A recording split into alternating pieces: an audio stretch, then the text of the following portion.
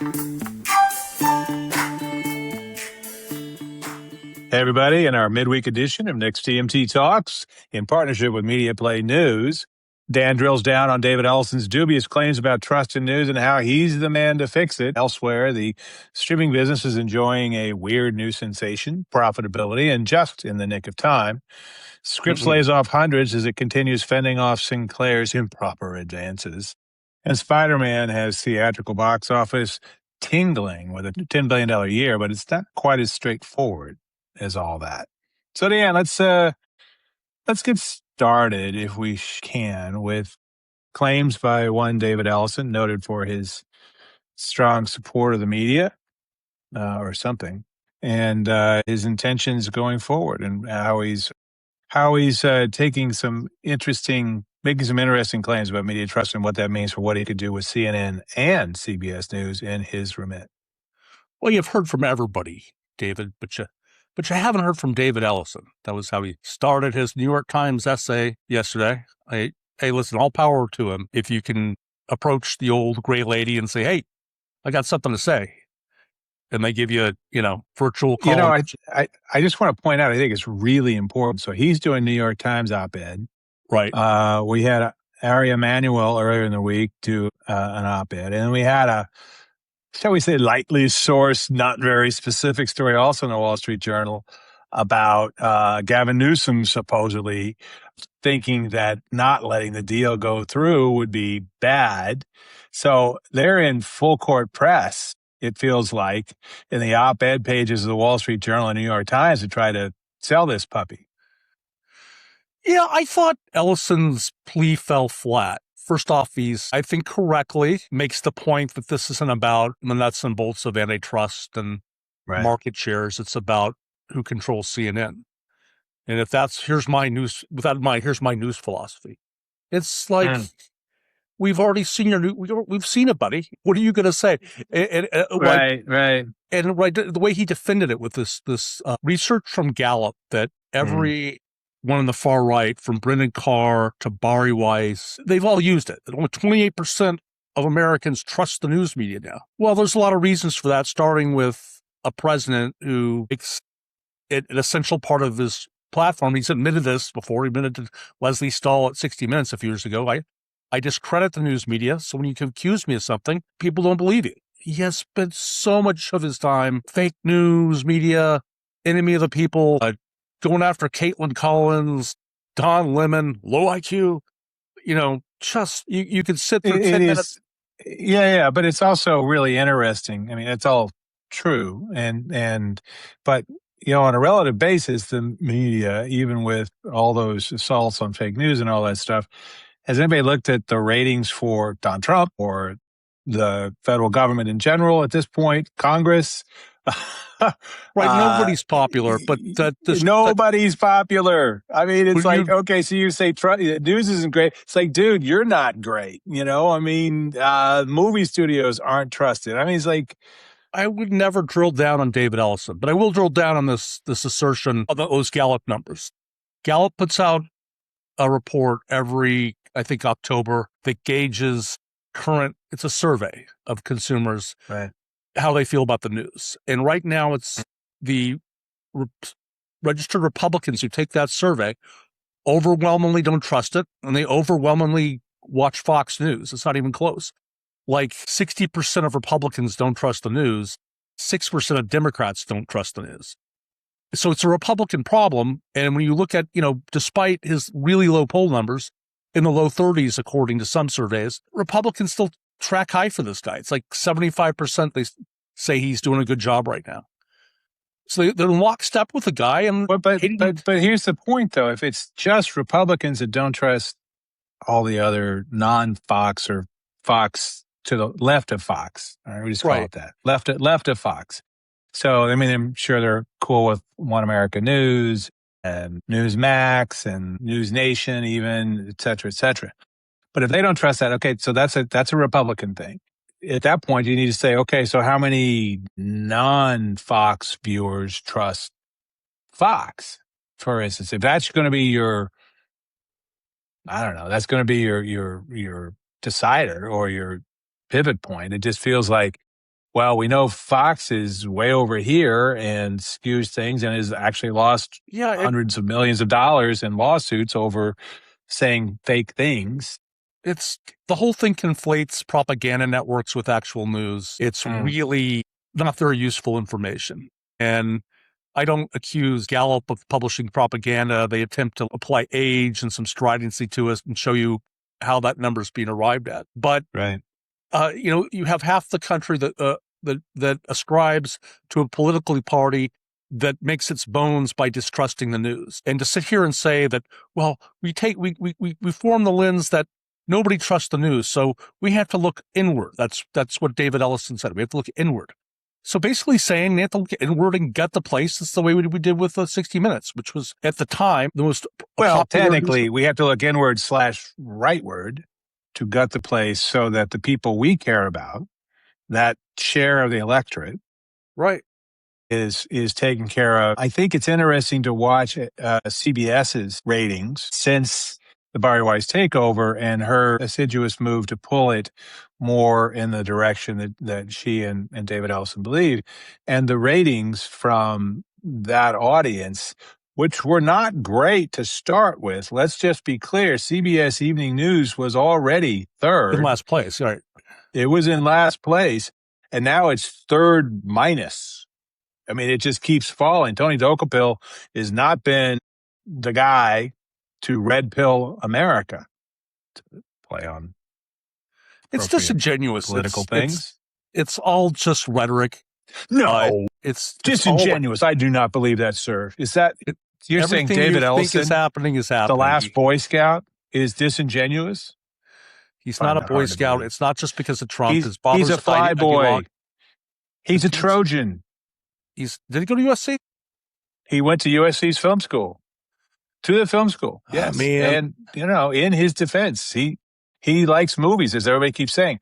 I don't believe for a minute he's going to make 30 films a year for more than about an hour and a half before he looks at his bottom line and says, those last 10 films were a giant sinkhole of losses. But that's neither here nor there. It's, But he went to USC Film School. He's been a producer, executive producer. He acted in a couple of films before he realized, that's not really my thing. Right. I got a big old $5 billion from Daddy burning a hole in my wallet. Maybe I'll be an EP instead. But he's been a producer, executive producer, and a hardworking one, by all accounts, on a bunch of successful, if not particularly deep, movies. So.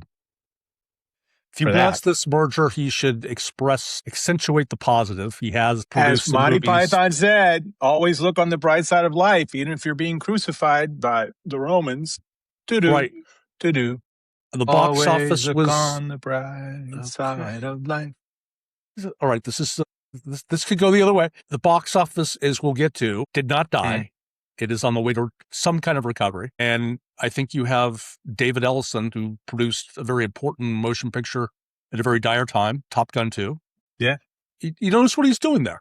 That was an achievement. That was, a lot of fine lines to walk to make that thing credible and resuscitate its star's career and everything amid the pandemic. And he did it. And there is aptitude and competence there, no doubt about it. There is another argument that focuses on running a movie studio and taking two companies to do it and combining them. And I think he can argue that really effectively. He's already shown us what he wants to do with news. I think he should divest CNN. He's already got a news outlet. Let somebody else have it. Tell Trump, didn't work out. And let us go on with our lives and have multiple viewpoints in American communications like we always have. I think that one of the things that's worthwhile in all of this is pondering how much influence Trump will have about an hour after polls close in early November, because he will be officially a lame duck, a lame duck of uncertain mental faculties, and posting like mad, no doubt. The comeback kid has got something up his diaper for this. I mean, nothing's in the bag. Nothing's in the bag. Nothing's in the bank, but it'll be interesting to see how much people listen to him, depending on what happens. We'll see. The Democrats have a complete capability to screw up what's normally a midterm election walkover, where they get 40 seats on average in the House and sometimes take back the Senate. That was always going to be tough this year because of the set of seats that were up. But, there's actually a way to say it could happen between Maine, what's going on in Michigan. Your boy, Probably not Texas, but maybe, so we'll see. the new 60 Minutes correspondent, Tony Douthat, did I get his first name right? Ross Douthat. Ross Douthat, right. Ross Douthat. He is not mailing in his last couple of weeks at the New York Times. He had a really good article on Tuesday talking about what Trump would need to resuscitate his political career at this point. Douthat's a really thoughtful guy. I mean, he's not politically aligned with anything that I'm into, but I find him interesting. And he enrages some folks on the left. I mean, I'm sorry, on the right, just because he's a little more heterodox, I mean, he's willing to think about things, and he's got a grounding, for instance, in conservative Catholicism that newcomer J.D. Vance, for all his enthusiasm, will never have. Douthat's a little more intellectual than Vance is. So and he fits right in there with the New York Times that needs a little bit more of that vein in it, that intellectual vein in it, because it can't all be just people on the far left ranting about Trump.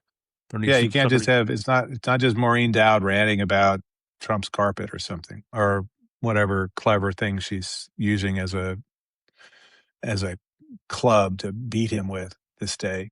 Man, but Dowd's an interesting guy. is he leaving the Times or cutting back? I mean, I thought, because he was leaving. I thought it's a full-time job. Maybe he's leaving. It's not that full-time a job. Look, if Anderson Cooper could work for another network at the same time. Yeah, that's true. A guy writing a few op-eds, maybe you write half as many and you still have that bully pulpit.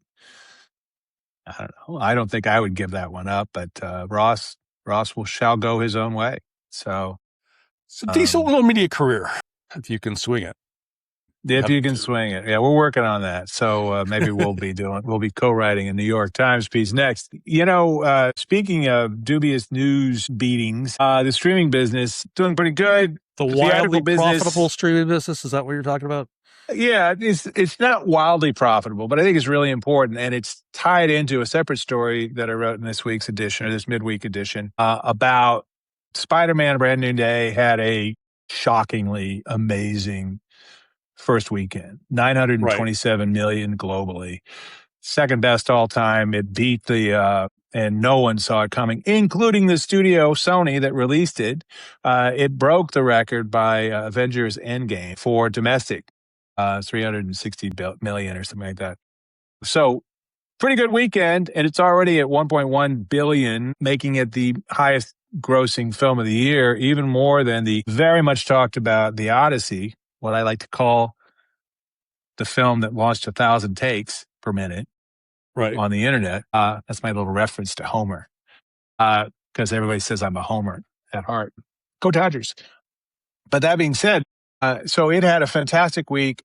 The Odyssey's at 930 million itself and counting, because it's going to remain in IMAX theaters until September 18th, according to Rich Gelfond, who was on CNBC, saying, yeah, it's really great to be the IMAX CEO right now, because we've got 60 million in advance sales already for the Odyssey through the middle of September, 2 months after its release, and we'll be showing Spider-Man as of week 3 now of the Odyssey's release. We'll be doing both and making money from both of them. So all of that translates to a very good box office, finally, 6 years after the pandemic.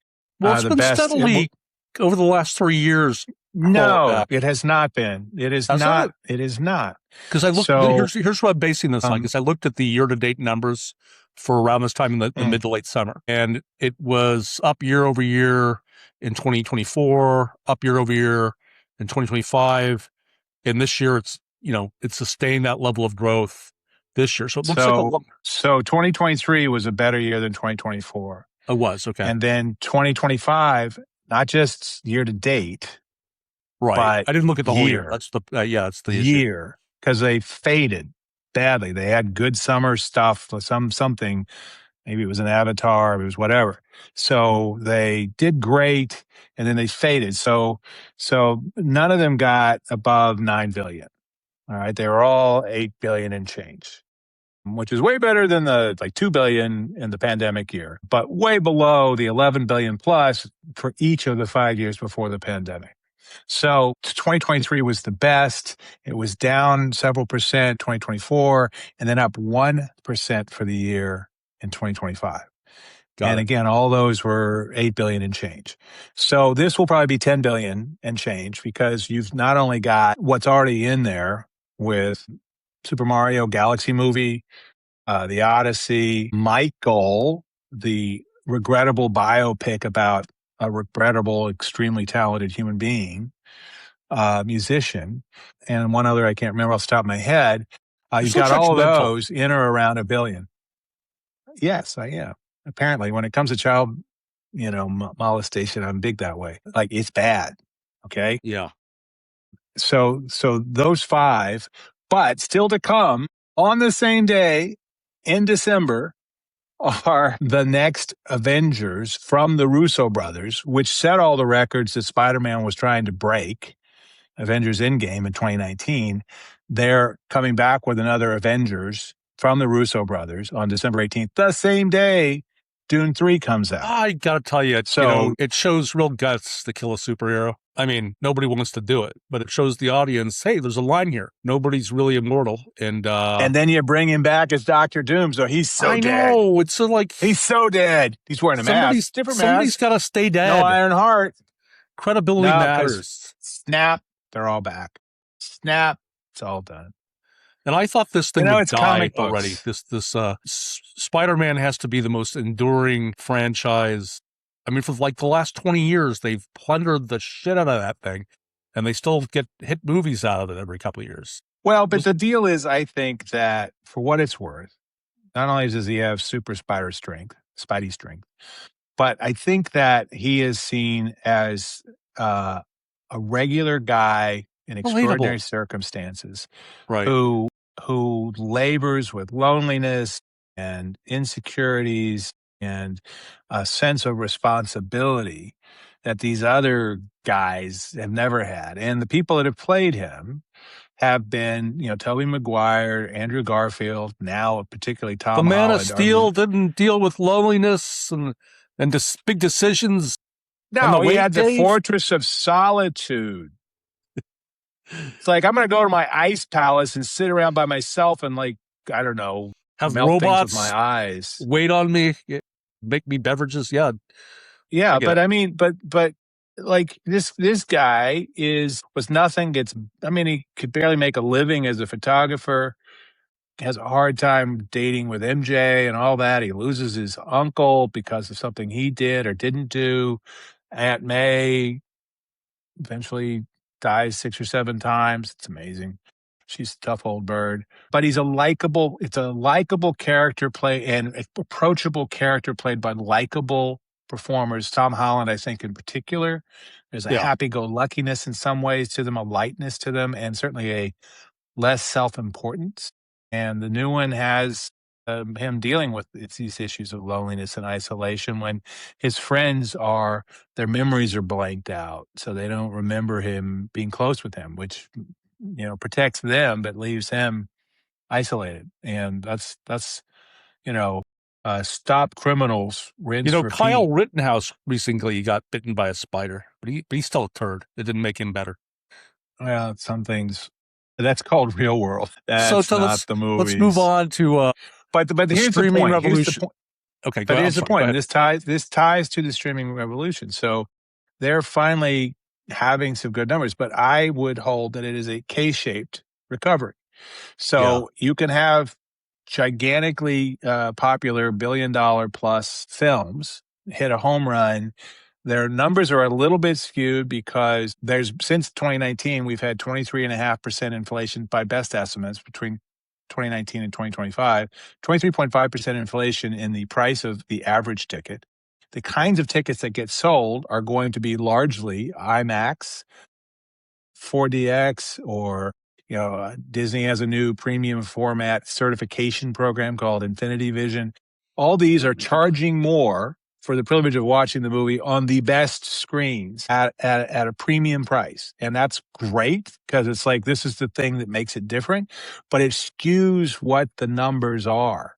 So the everyday mid-range, mid-budget film is gone. That's on streaming, right? That's the $40 million to $60 million project that used to go and fill out everything in the theaters for Yeah, we talked about Spider-Man. this with Pressure a few Yeah. weeks ago. Yeah. Brendan So Fraser. Spider-Man was in some theaters, it was on more than half their screens. They had a showing every 15 minutes in some theater, in some megaplexes. So that means they're not showing anything else. So yes, this is hugely successful. But like, where's the rest? So then the question becomes, okay, what does that mean downstream? And downstream is streaming. Increasingly, streaming matters because it is starting to make money.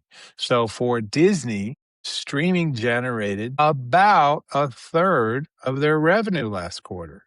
And we don't know what was out of, ESPN, the app, what was out of Disney Plus, what was out of whatever is left of Hulu as it's being bowled into So they Disney just said Plus. DTC, just one big line out of DTC. DTC, yes, with the CB, cash, direct to cash. Disney takes your cash.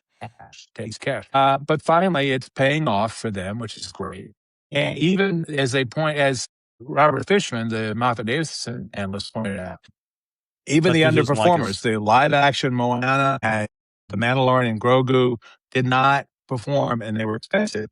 They will be additive, as he put it, to streaming and consumer products. And I've been listening to this wonderful podcast from these guys that acquired about the history of Disney. And this is exactly the stuff Roy Disney was talking about after World War II, when they realized, hey, we don't have any films because we just spent World War II doing like buy war bonds shows with Donald Duck. But we still had these two films that came out in 1940, Pinocchio and Fantasia, that underperformed because we lost all of Europe and Asia as markets that we would have otherwise done well with.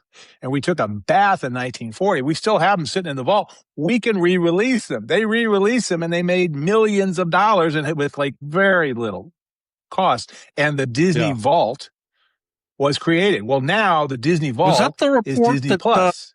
Walt referred to the flywheel? Well, he started the flywheel really in the 30s. Right. So I'll make a joke about that. He would never come up with a cornball piece of modern American corporate genericism like that. Well, they were using the flywheel concepts back in the 30s. They were, because they had a daily Mickey Mouse cartoon strip. The Mickey Mouse Club was started in theaters because kids were so into this Mickey Mouse cartoon that they would come and watch Mickey over and over again, all the Mickey shows. And so they created this Mickey Mouse Club deal with theater owners, specific theater owners, for $25 per theater. You could have a Mickey Mouse Club, sign up kids for that, and get their string of Mickey Mouse shows, and they would play them over and over all afternoon, which was a dead zone otherwise. And so that was part of it. But then it was things like the Mickey Mouse Club, Mickey Mouse Daily Cartoon Strip in hundreds of newspapers. It was a whole bunch of other content that was coming out that was, again, part of the flywheel. There's the core stuff, which is the high quality cartoons, but realizing other bits would come in. Disney figured this out, stumbled into it, and they started doing consumer products and were making millions of dollars off of consumer products. Yes. In the 30s, in the middle of the Depression, and they stumbled into all of it. Yes. So now, fast forward 90 years, and it's still there, and it's part of the core of Disney. It's part of the DNA of Disney. But the streaming is working for them, and it's working in ways that look very familiar if you know the history of the company. But it's also working. It's working for Paramount. It's working for Peacock. So real quickly, though, going back to Disney, what was the rate of growth for DTC profit? Do you recall offhand? I mean, I'm trying to... 9%. 9%. Up 9%. Up 9%. So the profits are not just here now; they're growing every quarter. They're growing. Yeah. What's the magic hour where they reach the point where linear TV deficits no longer matter? Nobody talks about that. Well, that's a lot of money, but I haven't seen the the converging lines on that one. It's an interesting question because Right. this really matters to Paramount. Paramount has built its entire $111 billion Warner Brothers deal on a belief that owning more than 50% of the cable networks will allow it to extract enough cash to finance a 7X debt thing, even as it's laying off everybody at all those cable operations and probably broadcast. So that's the plan, even though he's talking about, being nobody trusts news. It's like, well, no one trusts your numbers either, David, because this stuff doesn't pencil out very well, and you guys think it will, and you're willing to put a bunch of billions and billions of dollars into it. It's like, okay, but it can be interesting. And the deal is, as their stuff is drooping, Paramount Plus their streaming bucket is going up, but that includes Pluto and it includes BET Plus. So it's hard to tell what's what. But unlike Peacock, they didn't have to have a Super Bowl, World Cups, Winter Olympics, Love Island, and NBA playoffs the last half of the year to get to profitability. So Yeah, so they got Peacock. He'll have NFL football soon again. The NBA will ramp up. yeah, then they'll have some college. They'll have the start. Well, the NBA season really starts next quarter, That's not this true. quarter, but it's October-ish, end of October, mid-October, I guess. But I don't think they have any baseball playoffs. I think that's So, mostly ESPN. and you were really keen to get into this. I think dead zone of the media business, which I couldn't argue too much. But I looked at Scripps earnings are Thursday. They're today. Yeah. And what's interesting is, going into that, they laid off nearly 270 news workers. And this is it's the most Was conspicuous. it just news in I think Scripps? so, for the most part, across a bunch of stations. They own, They can't have. I can't believe they had 270 to lay off and still have, quote, a news operation. Who's going to trust that when it's just one dude with a selfie stick saying, live from this giant constipation stuff happened. Back to you, Jim. Oh, Jim's they're gone too. centralizing it, making it a sort of an AI-driven 24/7 news operation. That's exactly what Nexstar is doing. That's exactly what Nexstar is doing. Station to station anymore. It's such a local market. It's a centralized news bot that takes, localizes it as much as that's possible without human intervention. And it was telegraphed last year. As you may recall, Sinclair looked to, at the time, increase its ownership stake in Scripps from 8.2% of non-voting stock to the full Monty. They wanted to buy out the family and control the company. The Scripps family, which you know a lot about. To be clear, the people that have a piece of the Scripps, that's not a trust, but whatever it is, the family holdings, it's something like 93% of the. But it's like 80 people. But it's like 80 people have a piece of this. And some of those people don't like Sinclair. Well, they voted unanimously to adopt a shareholders' rights plan, which is basically which is called a poison pill, that has held Sinclair at bay. This was in late November of last year. It's supposed to last a year. And part of the plan was, the standalone plan was, we're going to reconfigure the business. We're going to cut a bunch of heads and automate news and make it very AI driven. And this appears to be part of that. It looks like they're going to vote to extend that poison pill. So don't look for Sinclair to take over the joint anytime soon. They probably won't, but I know there is some support within those dozens of Scripps descendants. There is some support is like, let's just cash out, because it's not like owning a bunch of stations is going to be more valuable in the future. It's like, we can do all this stuff. We can automate it. We can AI it. We can do all that stuff. But this stuff is not getting worth more. And, this is exactly what happened in the newspaper business in the 2000s, when a bunch of families that owned, sort of famous families, the Knight Ridder clan, the LA Times family, whose names are escaping me right now, they sold out to the Chicago Tribune, and the Knight Ridder folks sold out, and a bunch of others sold out to the Chandlers. Thank you. A bunch of others sold out and turned into cash their asset that had been, a license to print money, not just newsprint, sold off to somebody else, like Alden or Dean Singleton, my former employer, and headed off to Rio. They're like, this chick ain't bouncing. They got out because the opportunities were modest, and the ones that really, for that matter, the Graham family and the Washington Post got out, right? So now you look at it and you go, who's left? And not many in the newspaper business. The same thing's going to happen in the local broadcast. And I think there's going to be some clarity beyond the political distaste for Sinclair. There's going to be some clarity among some portion of that family. It's like, we'll sell our shares. Right. And maybe we don't support. This. I don't think Sinclair is going to stop being interested. And then all you need is a slow dribble of shares going off at some point when that poison pill Yeah, it's is just no not going to be longer this in November. effect. I think they're going to give this. Probably not this November. I think that's fair to say. Right. Though I suspect there's some belief in Sinclair they might be able to pull this out. I don't think it'll be that simple. The fact that it's November, right in the middle of the election, will only complicate some of the political considerations involved. To be frank, just the timing is such that, people who already are concerned about Sinclair are going to be like double concerned depending on how the election turns out, for instance. So should be interesting.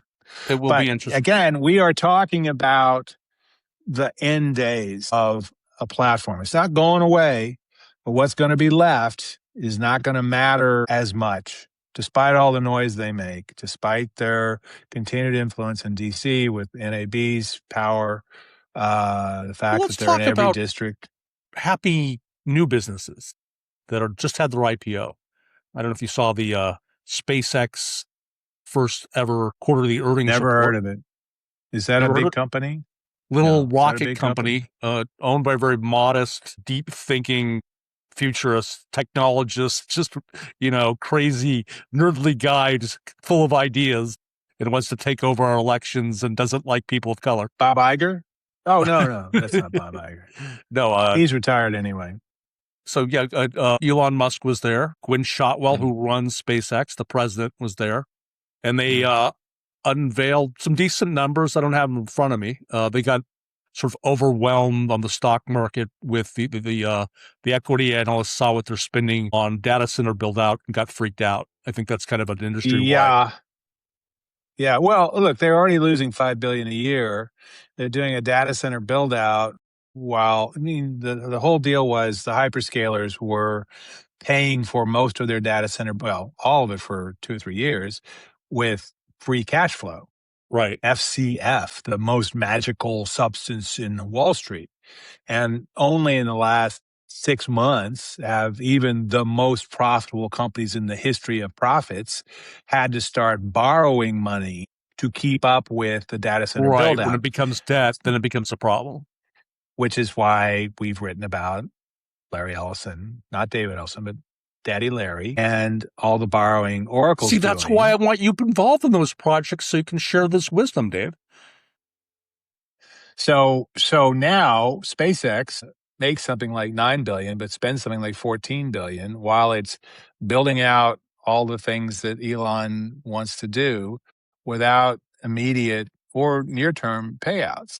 And when you are building out data centers for Grok so that you can resell that data center capacity to somebody else, well, that's a business. Meta's doing kind of the same thing, though they don't have the business overlay, and Grok really doesn't either. Grok is, and also ran in the AI space, unless you want nude things or Nazi things. Nudes and Nazis, that's what Grok's good for. SpaceX was, I don't know if you looked at the stock price, but it was up throughout the most of the day yesterday, kind of way up. And then it fell again after I think everybody crunched the numbers and looked at what they just done. SpaceX, look, here's the deal. SpaceX has a bunch, an outsized number, just like Tesla, an outsized number of retail investors who are fans of Elon, fine, but theirs may not be the most reasoned take on the actual numbers themselves. So some of this stuff, and these guys can't sell. I mean, that's the other thing that's interesting. They're locked in various levels for a little while more on the shares that they bought during the IPO, because that was one of the deals, so that people couldn't just take advantage of the opening week, sell out, and walk away. So a lot of those guys are locked in for a little while to come. Those lockout things will go away.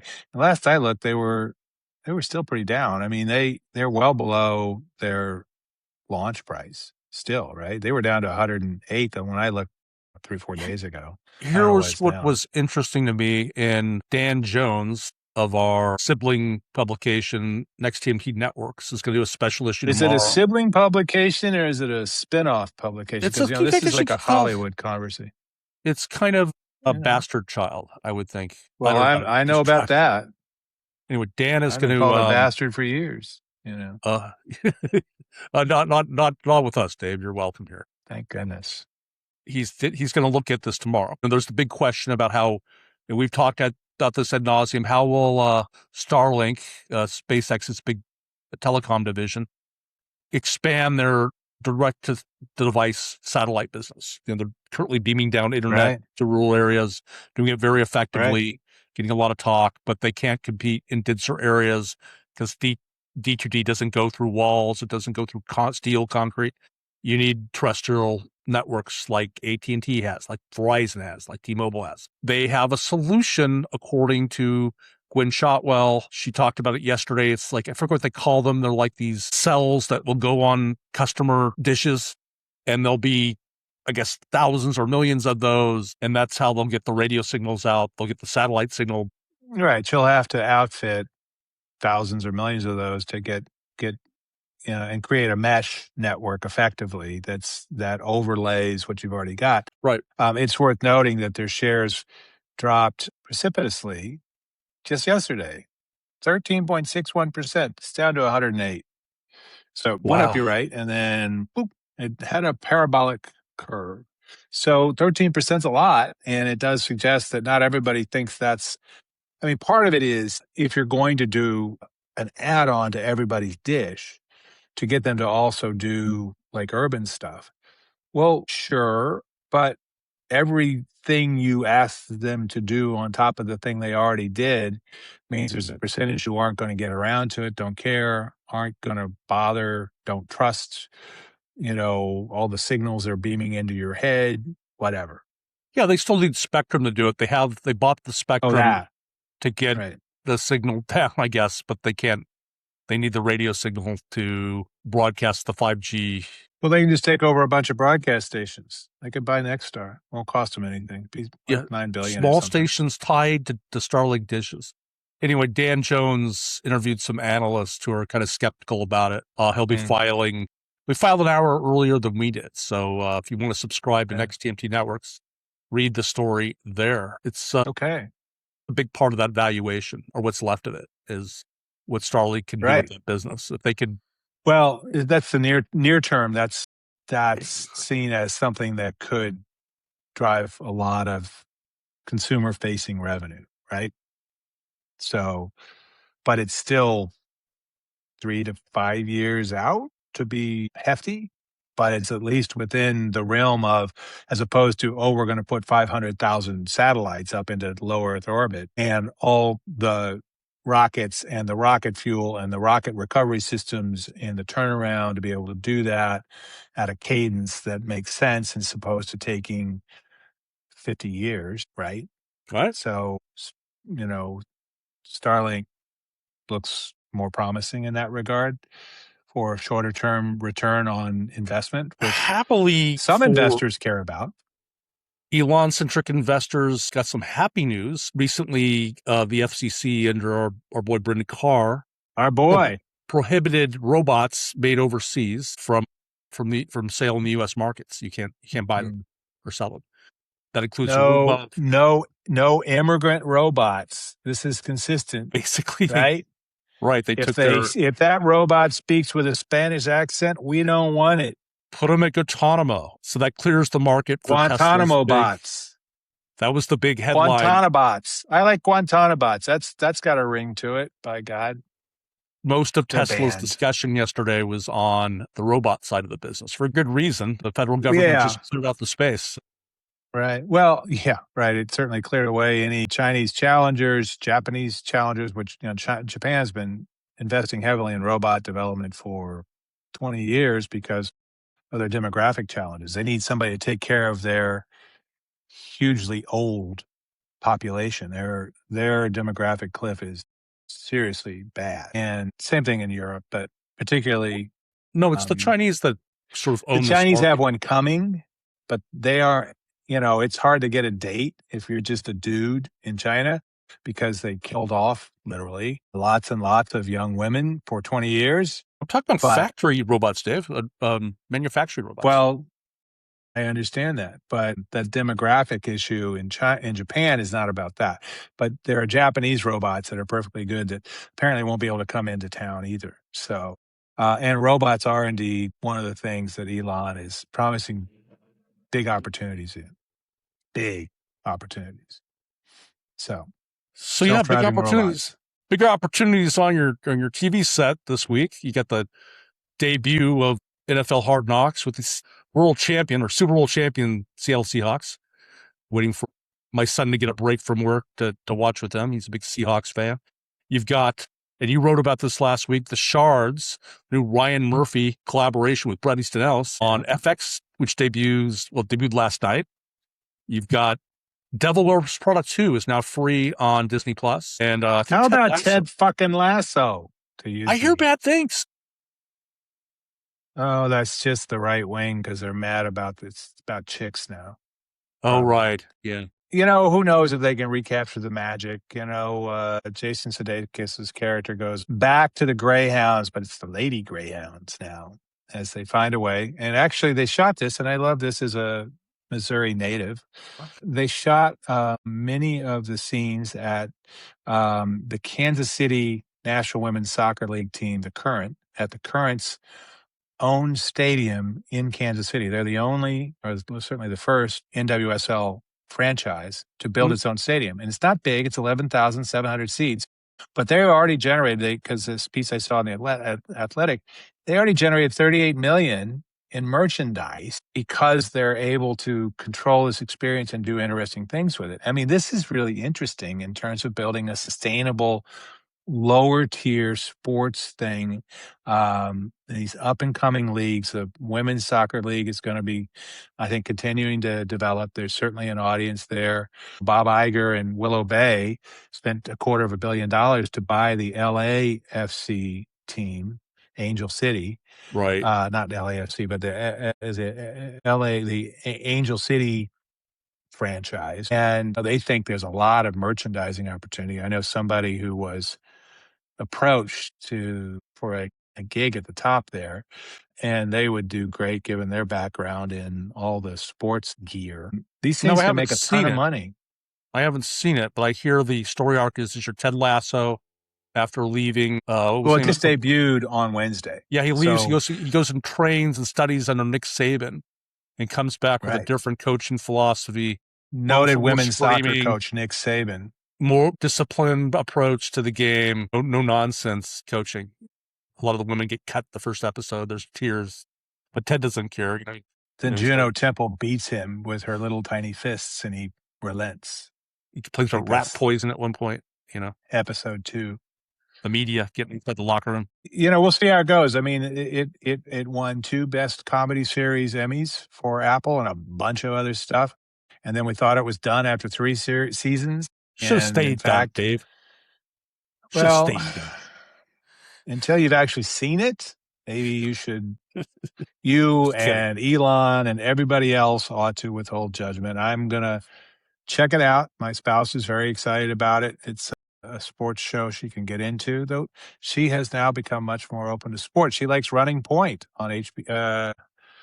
Is that on Netflix? I think it's basically not the Lakers, but it's a comedy based on a family that looks a lot like the Bus Family. Yeah. And is an amusing show starring Kate Hudson. that I recommend. Jason Thoreau's in there as the jerky brother. I can't keep track of the bus brothers that ended up trying a putsch to push Jeannie Bus out and ended up being unemployed. But there were a couple of them that tried. Yeah, And now, she's of course, the alpha dog of the family. I wouldn't have tried to. yeah, I think it was yeah. Jimmy and the older one. And now it doesn't matter because they've sold controlling interest to Mark Walter, who owns the controlling interest in the Dodgers. And among the people advising him in basketball is Farhan Zaidi, who used to do that for the Dodgers and then went up to do it for the San Francisco Giants baseball teams. And he's really good in baseball. He's advising Mark Walter about basketball operations, which I find very interesting. So we'll see if they're any good this year. Yeah, they have this thing called the salary cap. With the Dodgers have been fably successful here. They have a massive roster salary, and they went out and signed the the best pitcher in baseball. Essentially, they got by far, probably a 2-time Cy Young Award winner, possible candidate this year. His record isn't quite as glittering. It seems like an unlimited. As much as they can pay. Basically, they bring onto that roster. But what's interesting is it'll cost him $10 million. It's basically a rental unless he decides to stick around, which is entirely possible. But he had $10 million left on his contract for the rest of the season. Okay, that's not terrible. They sent 3 prospects, which are good players, good young players, but they've built up an incredibly smart, successful farm system. So they have prospects to trade.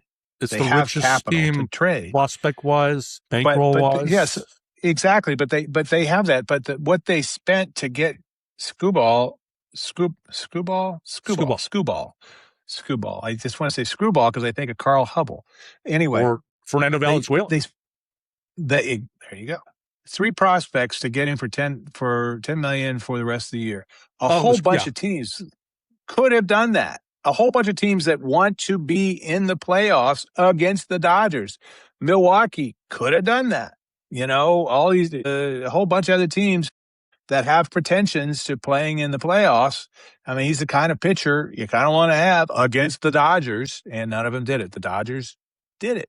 And they're willing to do things these other teams are too weenie to do. In the meantime, the regular season, my son had one of his high school baseball teammates whose family's from Boston. He pitches for a Division III team out there right now. They're all hanging out for what's left of the summer, watching the Red Sox-Dodger game the other day. And my kid's about to go to sleep, and the Red Sox fan is bounced all over the couch. When we can afford this much largesse, it just makes the regular season kind of a bore, I think. Oh, well, it can't last much longer. They're going to have a collective bargaining agreement. There'll be a cap. There'll be reckoning. So enjoy it while it lasts. I don't know if that happens. I mean, we'll have a strike, almost certainly. The question is whether we lose games next year and for how long. So the Dodgers are trying to get one more championship in before everything gets turned upside down with what will probably be an extended labor strike. So enjoy your Dodgers if you're a Dodger fan. Enjoy hating the Dodgers if you're a Dodger non-fan, because it's going to be a mess this time next year, I think.